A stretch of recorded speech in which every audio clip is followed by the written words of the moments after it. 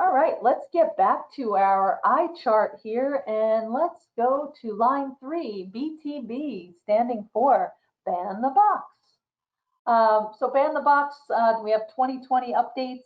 This has been around for a long time now, and it's not just ban the box. It's now also considered fair chance initiatives. You may have heard that in different legislation locally. It's not now just at the federal level. They haven't passed this. They did pass it for anyone who's a federal contractor, but not overall to all employees, employers, I should say. But a lot of states or counties or cities, municipalities, we see it a lot kind of coming out of cities and towns now even. So just be aware of that and that's out there. And we'll go into what the latest is in 2020 for ban the box. So Maryland did ban the box. And first of all, let's back up. What does ban the box mean? It means taking that question off the initial application. Have you ever been convicted of a crime? And that's the basic of it, right? So, and most of you, most employers, you're all good and you're all aware of that already. You are not asking it, and here locally, the states have banned the box legislation, so you've been taking it off the application for quite some time. So good for you.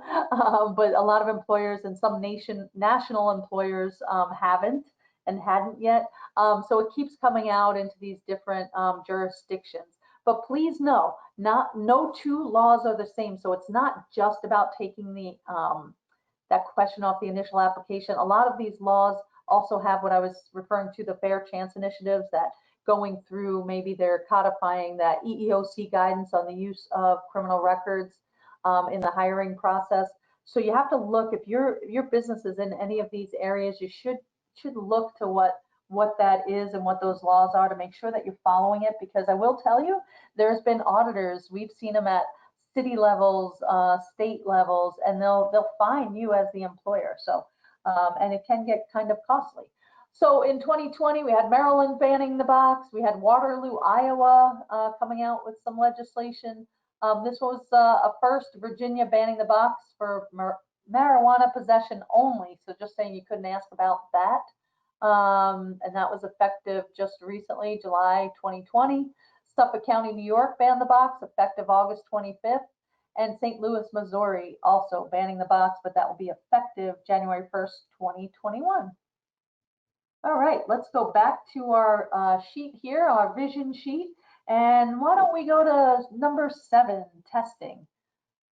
So there's been a lot of legislative updates and important cases affecting employers with regarding drug testing, for sure. As many of you are probably aware, you're living it. So we'll get into what some of those updates are. But just know, the trends we're seeing in the marijuana area and testing. Obviously, we know the trend has been not only for medical marijuana, but recreational marijuana and the legalization of such. It is still illegal at the federal level, so it is still, that hasn't changed. So you still can test for it as an employer, but you want to be aware of your local laws and what's out there for that. We've had, I don't recommend it for those companies that are maybe manufacturing, have safety sensitive type of positions, but some other companies have removed marijuana from their testing panel. Just know you have that as an option. You don't have to test for marijuana. You could test for all the other drugs.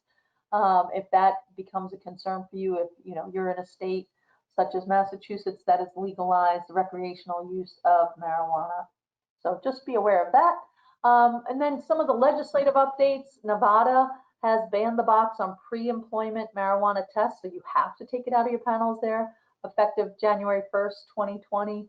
New York City also banning the box on pre-employment marijuana testing, and that was effective just this past May 10th here. So they're specifically saying you better not test for it. Obviously, like everything else in life, there's some exceptions. So again, if you're safety sensitive, look into it. Don't just say, oh my God, I have to remove it. But if you're just, your professional services, your banking, you're a call center, in Nevada and New York City, you can no longer do pre-employment testing for marijuana. So you want to make sure you take that out of your panels. But again, there's plenty of exceptions, specifically related to safety sensitive positions. And then there was a recent court case out of Rhode Island, actually. So, and this is a win for employers. Many of you will remember, a few years ago, there was a case that went to the Supreme Court of Rhode Island and the employer lost that one. But this one is a win in Rhode Island for the employer. And basically it was against WB Mason. They had a reasonable suspicion on one of their employees, and they asked for the employee to submit to a drug test. Based on that reasonable suspicion, the employee refused. So this did rule in favor of the employer, but what came out of that is definitely making sure you have things documented, you have a good policy. So that's something to look at, is really looking at that case and do your policies follow that is important. So that would be good. All right, let's get back to our vision sign here. Let's go to line 4, FCRA, Fair Credit Reporting Act. There's been a lot of updates with the Fair Credit Reporting Act, believe it or not. I could talk for days on just the Fair Credit Reporting Act. And I want to keep stating what it is. So you probably see it in paperwork, maybe with your providers. You have your FCRA, Summary of Rights, maybe you've heard about. So it's called the Fair Credit Reporting Act, and it's kind of a misnomer, right? Many folks, I've even had employment attorneys are like, you don't have to follow that because you're not running a credit report. It has nothing to do with just running a credit report. It's anytime you, the employer, are using a third party to do your background screening investigation, including employment verifications, education verifications, the driving records, the criminal records. If you're using a third party, that falls under this Fair Credit Reporting Act. And then we have the Federal Trade Commission and the CFPB, that Consumer Financial Protection Bureau, kind of doing the overwatch of us, background screeners, and that's earlier I mentioned the background screening industry and what our companies are considered under that federal law. We're considered consumer reporting agencies. We kind of get lumped in with the credit bureaus, but again, as many of you should know by this point, we're not similar to them, but it does all fall under the same act, and they're also regulated by this. But there's lots to know. I'm just going to give you a couple of brief before even getting into kind of the updates. Some of the things I've been seeing where folks have been getting into trouble. There's kind of two areas. The first area is really the initial disclosures and authorizations. I'm going to get into a case here in a minute, but you want to make sure that you have updated forms. A lot of you, you have so much on your plate with compliance. I totally understand it, totally get it. Don't we all? But just know it's your responsibility. I think a lot of you want to say, oh, well, my background screener has it. My background screener has it. It's part of their automated system. That doesn't matter. It's still your responsibility. So you want to make sure, like, go back to your provider and ask them if the form is up to date based on recent court cases and things like that. Because I've seen when I've, kind of meeting with new employers that maybe they're with a provider that hasn't updated their form in years. So that's a really important thing to look at. Again, it's your responsibility. If something's wrong with that form, it's not the background screener that gets in trouble, it's you, the employer. So again, your responsibility. The other area that's your responsibility and you can get in trouble for is the pre-adverse and the adverse, that two-step adverse action process. An area you're all wanting to like call the applicant and give them the heads up, like, hey, don't show up for training Monday. We're not going to work with you because something showed up on your background check. And good faith, you're just letting them know and you made the phone call, but you didn't send out any of the letters yet. And maybe you even do send out the letters. Maybe you have your background screening provider send them out on your behalf, which is great, and you're able to do that. But don't call them first and give them that indication. I would send the letter first and then reference it and say they should look at that letter and then reach out to you if they have any questions. The reason why is you can't make that decision yet, right? FCRA has a two-step process. That two-step process, that first letter is saying, here's a copy of your report along with the FCRA summary of rights. And in that letter, we're allowing you, the applicant or the employee, to dispute that record. And sometimes, sometimes the courts are wrong. So sometimes that might be a fair dispute. So you have to give them a chance to dispute that. It's not clear in the law how long that time frame is at the federal level under the Fair Credit Reporting Act. 5 days has been held to be okay, but you want it to be 5 business days. We put 7 days in our letters just because there's some jurisdictions that require 7 days. So we thought that that's fair because if you include a holiday or a weekend in there, you're still at that 5-day mark. But you can do it at 5 days. We even suggest waiting till the 10-day mark. If you're in Philadelphia or have any business in Philadelphia, they're the one jurisdiction that specifically says 10 days. So the other ones, some of those jurisdictions say 7. So that's the important thing to know. And then after that time period, you have to give a secondary letter called the adverse action letter. The other thing I've seen here, so you're all in this tri-state area here, Rhode Island, you do have another attachment you're supposed to be including with that FCRA summary of rights. So at the time that you're giving the disclosure and authorization, and at the time you're doing that pre-adverse letter, there's an extra attachment. Same with Massachusetts.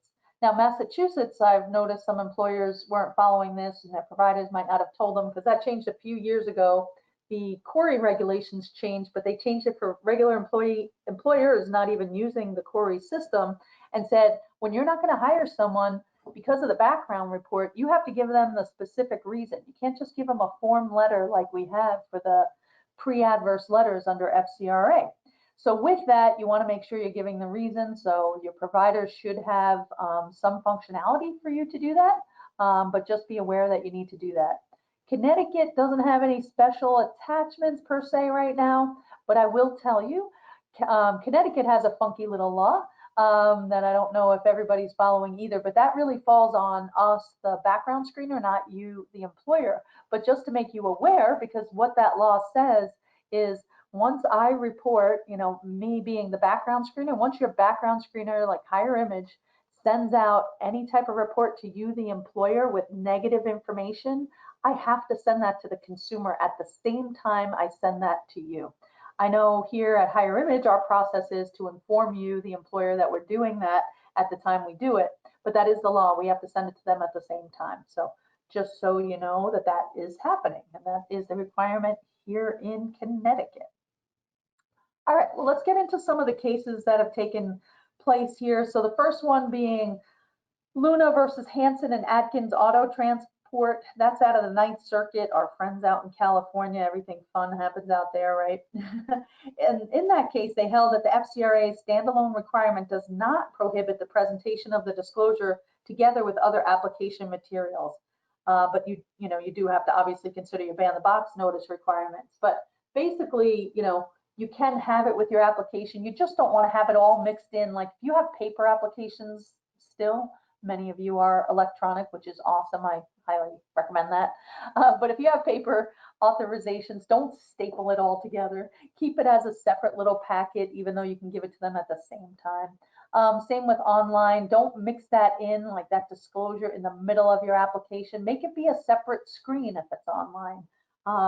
If you're using a provider like Higher Image, a lot of times you're just going to have them come straight to us and fill out those separate disclosures, which I recommend as well, because we're keeping those up to date. But again, make sure your provider is keeping those up to date for you. They're your responsibility.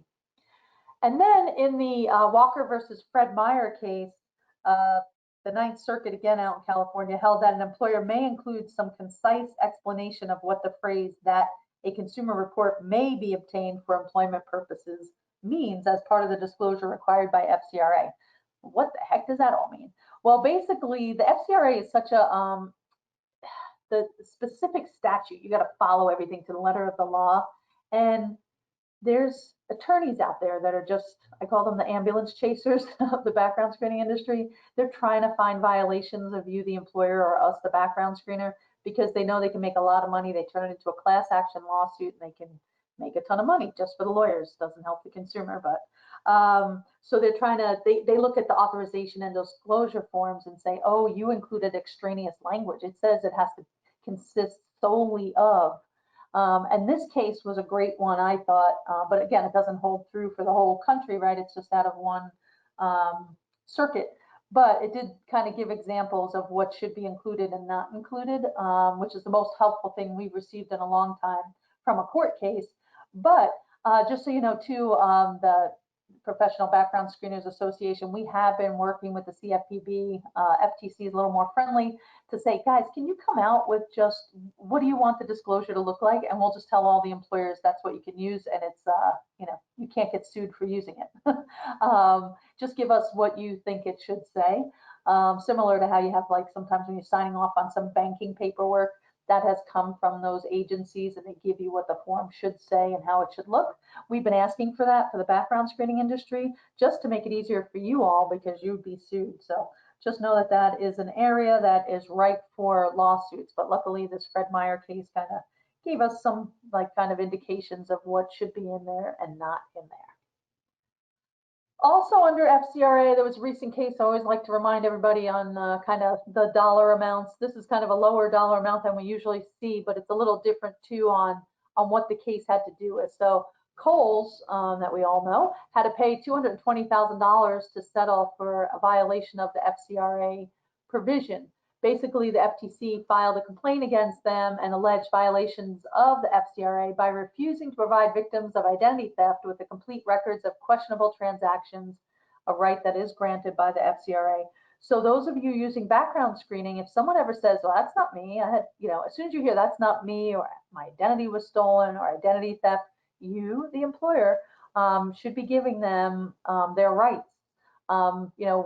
With that, there is a special disclosure. I know at Higher Image, we have that included within our system and our drop down of disclosures for you to use for that applicant, and you can send it out. If you're ever not sure, you should ask your provider. They should be providing it for you. But again, you're responsible. So this is just another example of, you can get in trouble with the federal agency there. So you want to make sure you're in good standing.